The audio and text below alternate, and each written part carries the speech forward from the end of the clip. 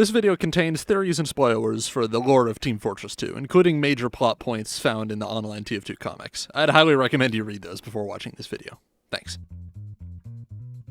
TF2's Smissmas 21 update added a host of mediocre hats, a few good taunts, and some new maps. The most unique of these new maps is Bread Space. In Bread Space, there are some amusing references to classic science fiction. Alien Isolation is referenced through the behavior of bread monsters, Futurama is referenced through a skeleton in a cryopod, and every other sci-fi horror trope you can possibly think of is probably found at some point. Now, it would be nice just to pass this all off as a funny sideshow distracting from the greater Smissmas update, but there's one small problem with that idea. This map is in TF2 proper now, and it's been endorsed by Valve, which I believe makes it canon. And moreover, I believe this map canonically fits with and even supports TF2's story in ways that I can barely wrap my mind around. So sit back, relax, grab a hot cocoa, and let's talk about bread, space, and theoretical politics.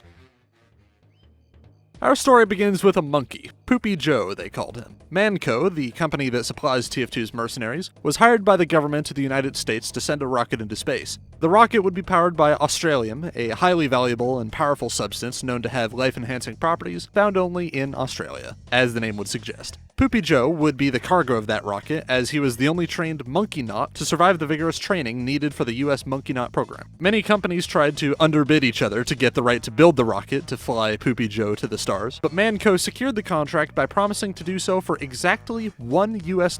This, however, was a scheme by the administrator, who controls Manco, to seize the federal Australium reserves. The Australium was swapped out for a defective mix of gravel water, and the TF2 mercenaries were sent to finish the job. You can see the murder of Poopy Joe played out repeatedly on the map Doomsday, where his famous emergency bugle sounds one last time as the rocket hurtles toward its doom, killing Poopy Joe in the process. Manco then tried to cover it up, but given the feds weren't complete idiots, they questioned Saxton Hill extensively to probe where their Australium and monkey had gone. Eventually, the administrator stepped in to voluntarily give an interview, and in a highly redacted speech, she told a handful of senators what her true purpose was and why she was gathering so much of it. The senators, upon hearing this, did not further interfere, and one was even so shocked with what she said that he left the room to go see his family. The murder of Poopy Joe was pushed under the rug and forgotten about. Until recently, that is. You see, Poopy Joe's outfit and his lunchbox are present in Bread Space, and the US government knows about it.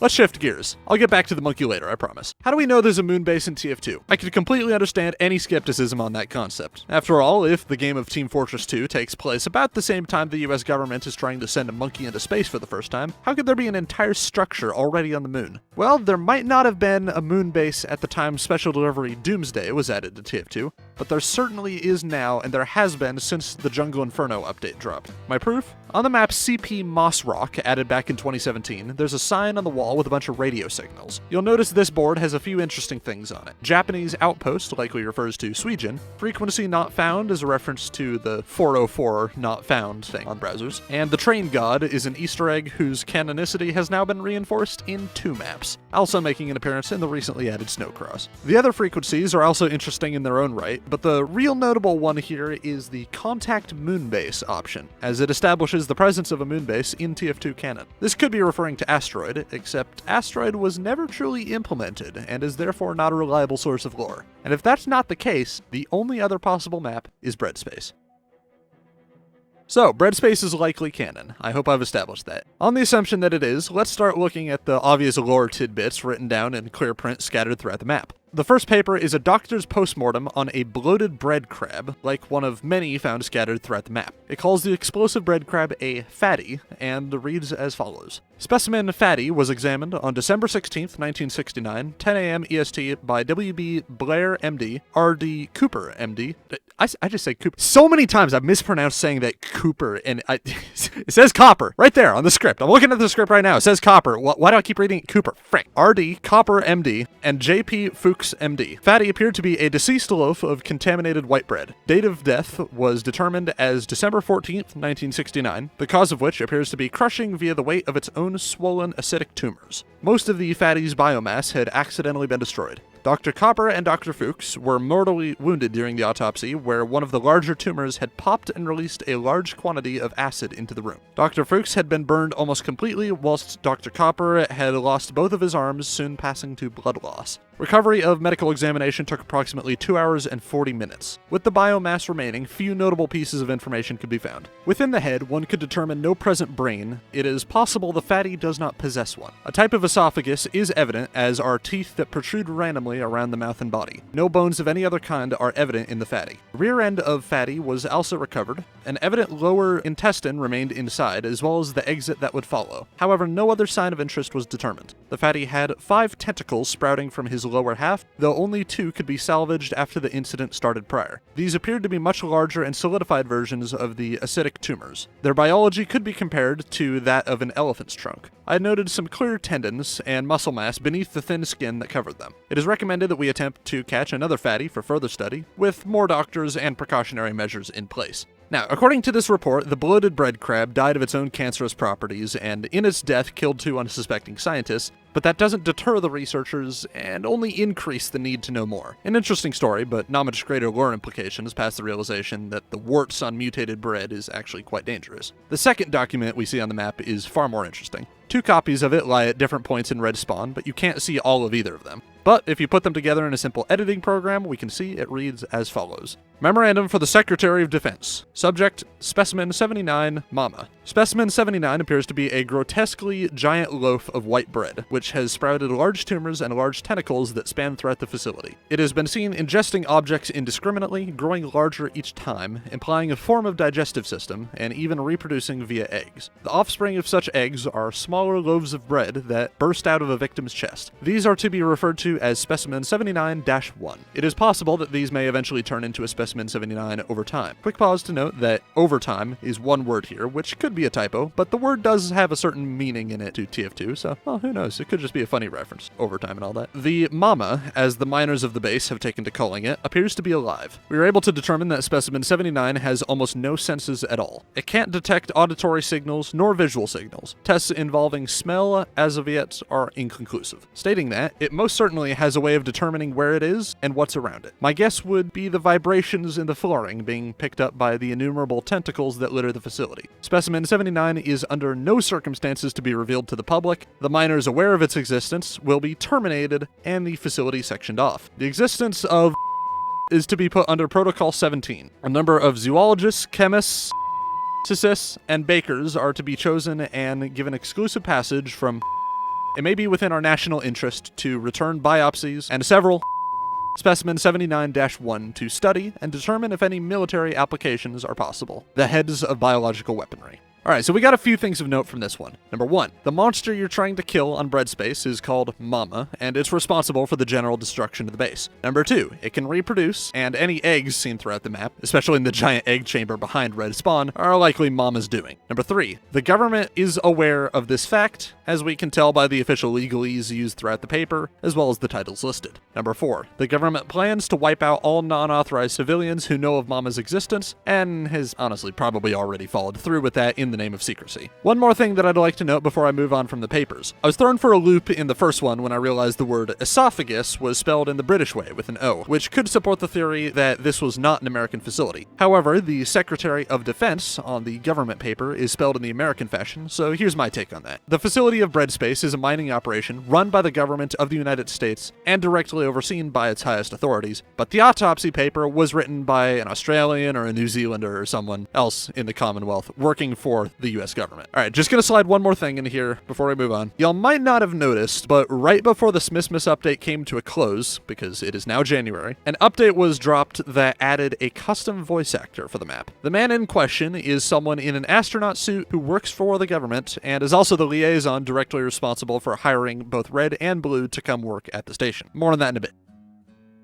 Alright, so we've got enough context for bread space, but so far we've only been talking about the deep lore of TF2 itself. Where do the mercenaries come into this? Let's start at the chalkboard. In either team's primary spawns, there's a chalkboard that depicts the life cycle of the mutated bread loaves as observed by the mercs. 2 things can happen. Either an egg goes undisturbed and eventually spits out a bread crab, which I'll elaborate on in a moment, or a potential target gets close to it, spores are released, and the victim inhales the spores. If spores are inhaled, a bread creature will form in the host's body, eventually bursting out to pursue freedom. And as displayed on the chalkboard and described in the prior government document, one such burst chester, according to TF2, entered a fresh mining pit in this isolated facility and literally just ate rocks until he got huge and started tearing everything to shreds. So how'd the mercenaries get there? I'd wager they were brought in there as a deliberate act by the US government, hired as mercenaries to deal with the incredibly dangerous situation they helped create. Trust me, I'll elaborate on that statement in a moment. We can tell how dangerous it was just by the amount of damage and blood splattered throughout the facility, so it makes sense the government would rather risk someone else's blood over their own soldiers. Plus, Manco has previous experience being contracted with them for anomalous scenarios, as displayed by the whole Australian Poopy Joe rocket dilemma. How did the bread monsters get there? It's a pretty safe bet to make that Soldier teleported them there, given his habit of doing that. But if he teleported them there, when did he do that? I would argue that the Soldier sent the bread there during the events of the SFM animation Expiration Date. In it, there's a short clip where Soldier is seen carrying an entire armload of bread, which he later clarifies he teleported. However, despite spending 3 days teleporting bread, only one bread monster is fought at the end of the animation. Surely he didn't ignore an entire fresh pile of bread ready for teleportation for 3 days. I think it stands to reason that the engineer sold a teleporter to the government to allow easier travel to and from their moonside mining base, as by this point in history, there's no other reasonable way the base could have been built in the first place.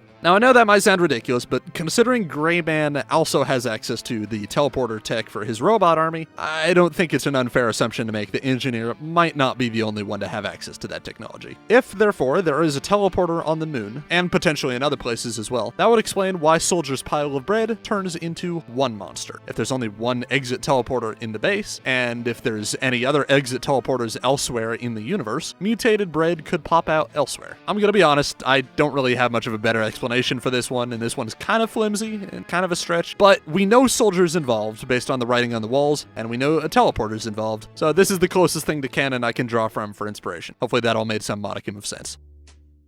And then there's the matter of possession. On bread space, there's a few things to note. Number 1, Blue Team is actively trying to destroy the bread creature known as Mama. Number 2, Red Team is actively trying to protect Mama. Number 3, there's graffiti scrawled on the walls depicting the fact that a small bread crab can quite literally possess and take over the motor functions of a human being. The example portrayed being, of course, heavy TF2. What this means is that Red Team is, in this case, potentially under the control of bread crabs, forcing them to fight to protect Mama, and Blue Team is trying to destroy the beast controlling them. What does this mean? It means Blue Team are the good guys, and Red Team are the tragic bad guys. If you fight for the bread, you fight against humanity. This is further exemplified by a quote on the side of the bomb cart, "Better dead than bread." If this map is canon, then guess what? You know the bread crab cosmetic? Yeah, when you wear that thing, you are the bread crab, forcing a TF2 mercenary to do your dirty work for you. Maybe now it's starting to click why it's so important to the government that Mama needs to be kept secret from the public eye. It, and the bread crabs it births, represent a potential end-of-the-world scenario, and they're only lucky it happened on the moon, and all other known instances of the abomination were contained quickly.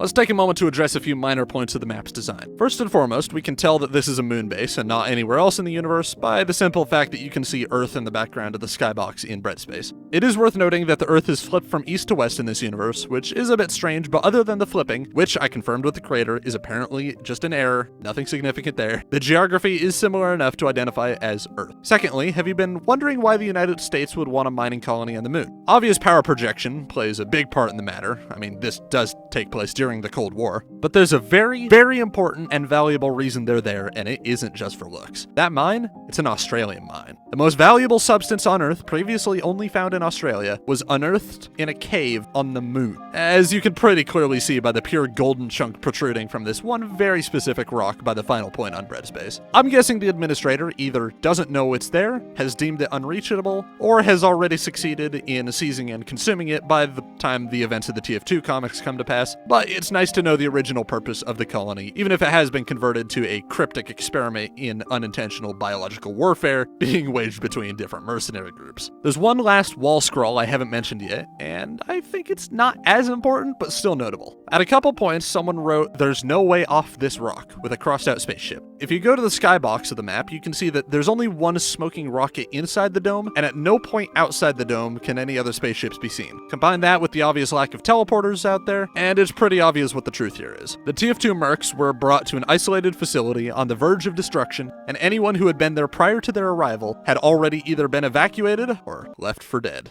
Nice touch. And one last thing while we're in the area, you'll notice that the entirety of Bread Space has breathable air, and it's all either indoors or surrounded by a dome with occasional oxygen vents pumping air in. However, the entrance to Red's final spawn has a decontamination spray consistent with light amounts of biological security you'd see in pretty much any sci-fi, which raises the idea that the government did care to some extent what the miners were exposed to, and they weren't taking any chances. Obviously, they failed to completely cleanse the place of foreign influences, but I just think that's a nice design addition. Alright, I'm sure you've been itching to know what happened to that monkey. Poopy Joe was an inside job, but here's the thing. You know Banana Bay? Payload race map where both teams pointlessly kill each other to complete the same job of blowing up a train? Out of bounds on that map is a ritual, an enneagram as it's called, if I pronounced that right. A 9-pointed star in a ritual circle. In the center of that circle, an image of Poopy Joe and his famous bugle. Fun fact, if you win on SD Doomsday, he blows his distress bugle as he falls to his doom, and that same dented bugle now appears here. Nearby, various bones, objects of magical origin, and most importantly, the TF2 spellbook. And given it's an actual model for once, you can see behind the front page of the spellbook. Who is it by? Merasmus the Wizard. And what, pray tell, is one of Merasmus' specialties? Resurrection magic. See where I'm going with this? Elsewhere on the map is a Never Forget hat, a hat that was added to TF2's files but is unobtainable in-game. On that hat is an image of Poopy Joe. Also elsewhere on the map is a briefcase containing a small amount of Australium and a few cubes of an unknown metallic substance. I've considered various options for what the metal could be, but my best guess is that it was the map creator trying to introduce the concept of Zealandium to TF2 lore, as that's long been a niche joke topic in the community. But back to the point, here's what I'm getting at. An important man in the Banana Bay company was a huge fan of Poopy Joe and was horrified by his death. When this mystery man found out about it, he searched far and wide for even the slightest chance of bringing his idol back. Then he somehow found out about Merasmus magic, and he gathered relics related to Poopy Joe in an attempt to perform a resurrection spell. Obviously, I don't have much proof that this succeeded or failed, just that an attempt was made. But how does that all connect to Bread Space? Simple. In Red's initial spawn, there's a small locker, too small for a human. In it hangs a small spacesuit with a lunchbox next to it. Both objects bear the same initials, PJ, for Poopy Joe. That crazy monkey bastard, he did it. He completed his mission. Now, granted, these items could be just there as a passing reference and an inspirational tale by the miners working there, but given the presence of Poopy Joe's resurrection plot 4 years prior to this map's release, I think it's more likely and more fun to believe that Poopy Joe lives and he made it to the moon. Godspeed, you magnificent bastard. Alright, this Word document just reached 5 pages single space, so I should probably wrap this up if I want to have any hope of editing it together in a semi-decent quality. Here's my theory summarized. Given Bread Space is now in TF2 proper, it is canon. On the Bread Space Moonbase, Soldier TF2 inadvertently tapped into a government-controlled Australian mining facilities teleporter network and teleported a bread monster there during the events of expiration date, causing the site to undergo a catastrophic breakdown of capabilities and resulting in the termination of all the civilians present, the consideration of bread monsters for use as biological weapons by the US government, and the hiring of the TF2 team to come up and solve the problem they unknowingly caused. However, upon arriving, Red Team was potentially possessed by the bread crab swarm, leaving it up to Blue Team to complete the Hail Mary by killing the mama and freeing Red Team from the influence of monsters. And all throughout this in the background, Poopy Joe watches and waits, having been brought back from the dead by a patriot who wouldn't let him go. If I missed anything big and or obvious, please leave a comment down below, as I'm now genuinely invested in this whole theory train, and I'd like to hear what you think. I don't give 2 cents what the haters say. Bread Space is a fabulous map, and the lore implications it introduces are strong enough to bring this dead game back to life if it's expanded upon. Thanks for watching, and have a great rest of your day. Cheers.